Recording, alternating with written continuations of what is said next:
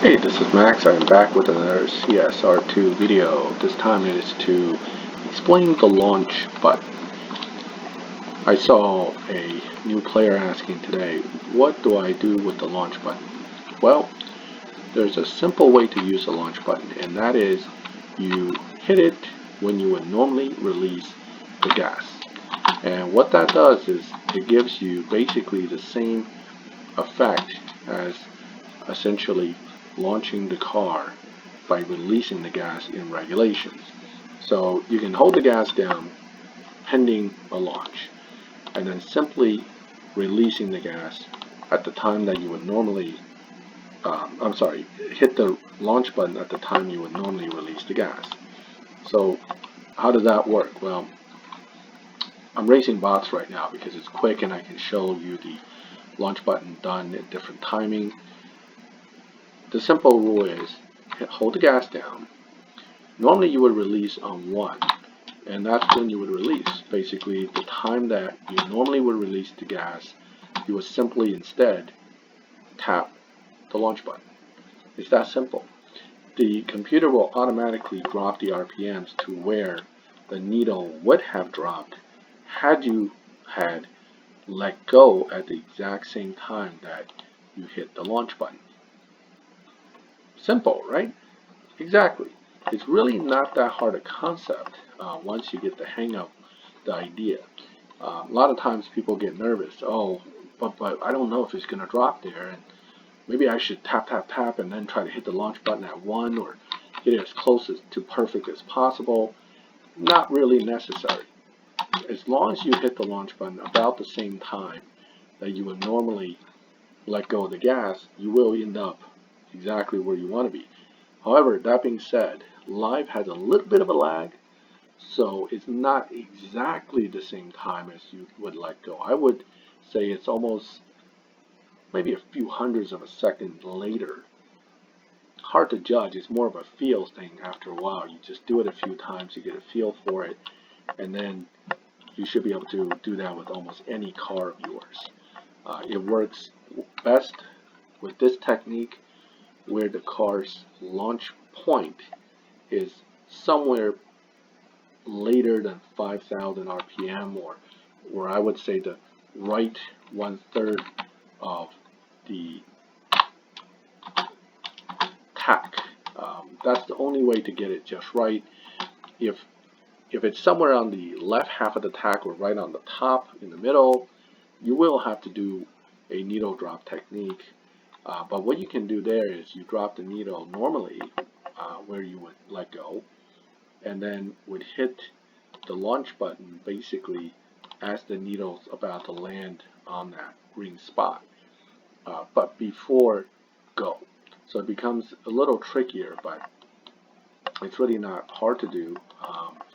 You can do it pretty straightforward just by clicking the button at the right time again. So let's try again with Dieting, another bot.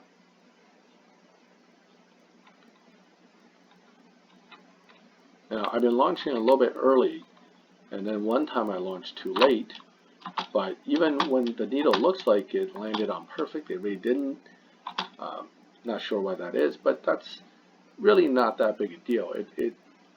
You won't get a world record run when you can't get the launch exactly perfect, okay?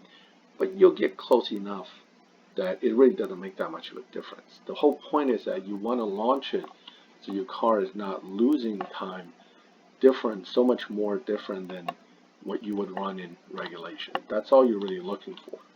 So again, to reiterate, the simple trick of launching using the launch button is simply hitting the launch button with the gas held down around the moment you would normally let go of the gas in a regular regulation race to get a perfect launch. Not a difficult concept, because you're only worrying about one thing. You're worrying about timing of the button. You're really not worrying about the gas side because you're just holding that down. Okay, once you launch, the game gives gas automatically. You no longer have to hold the gas down. You can let it go.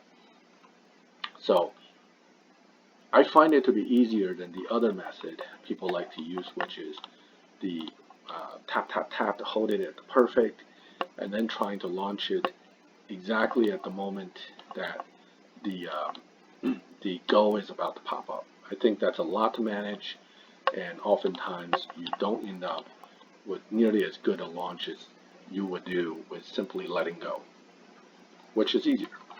So now let me try the tap, tap, tap. I'll show you how that works. So you would tap it like this, and with cars with a faster tack, that could be a lot of work. And then you try to let it right on the go.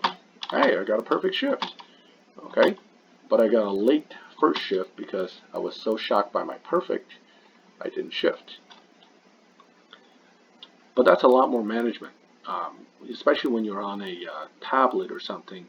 You're kind of tapping to one side and trying to keep your finger hovering over the other side. Notice how poorly I ran despite the fact I got the perfect. So the trick is, yes, that looks pretty. It can be done nice, but why make it so hard when you could do it easier? Letting go technique isn't for everyone either. Some people rely on the tap, tap, tap method and they live by it. Nothing wrong with that if that's what you like to do.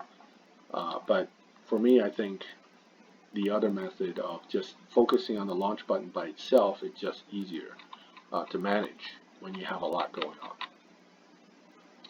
So I'm going to keep on racing, but if this video was helpful to you, please leave a like. If you have questions or comments, leave a comment, and I will try to answer it as best as I can.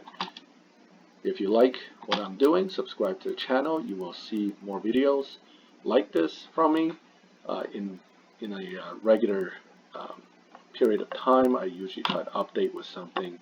If I see something on Facebook that I think is worth making a video for, I will usually make an effort to do so.